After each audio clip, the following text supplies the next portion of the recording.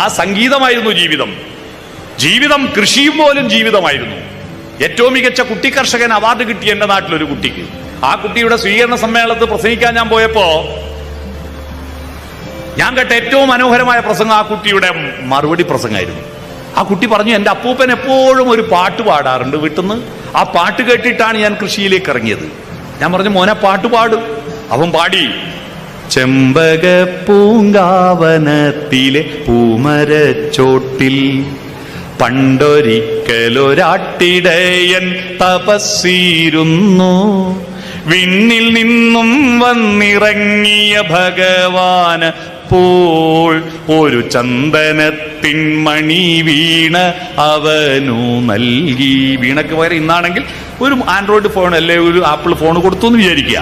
തങ്ക സ്വപ്ന ശതങ്ങളാം തന്ത്രികൾ കെട്ടി, അതിൽ സുന്ദര പ്രതീക്ഷകൾ തൻ ചായം പൂരട്ടി, ആർത്തലയ്ക്കും ഹൃദയത്തിൽ തുളുമ്പിയ ഗാനങ്ങൾ രാത്രിയും പകലും അവൻ വീണയിൽ മീട്ടി.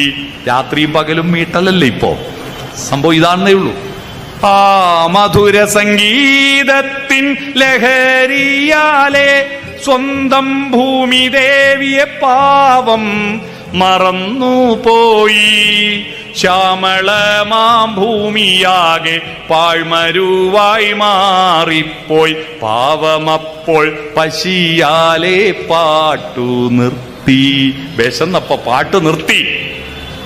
കാത്തുനിൽക്കും വയലിൽ തൻ കലപ്പയൂന്നി, സ്വന്തം വേർപ്പു കൊണ്ടു വിതയ്ക്കുവാൻ അവനിറങ്ങി. എന്നുമെന്നും സമൃദ്ധിതൻ പൊന്മണികൾ വിളയിക്കാൻ മന്നിതിന്റെ മകനായിട്ടവനിറങ്ങി. ആ പാട്ട് കേട്ടിട്ടാണ് ഞാൻ കൃഷിയിലേക്ക്. ഇനിയാണ് നമ്മുടെ കേരളത്തിന്റെ തനത് പാരമ്പര്യത്തിലേക്ക് വരുന്നത്. ഈ അധ്വാനം പാട്ടും പാടി ഇരുന്നാ പോരാ, കൃഷി ചെയ്യണല്ലോ. ഈ കൃഷിയെയും പാട്ടിനെയും കൂട്ടിച്ചേർത്തുകൊണ്ടാണ് താളമുണ്ടായത്. ഞാൻ താളം കണ്ടത് നാട്ടി നടുന്ന, ഇവിടെ പറയോ നാട്ടി, ഞാറ് പൊരിച്ചിട്ട് നാട്ടി, കൊടി നാട്ടി എന്ന് പറയും പോലെ നാട്ടി പൊരിച്ച് നടുന്ന പ്രക്രിയയിലെ അതിന് ഞങ്ങളുടെ നാട്ടി എന്ന് പറയാ.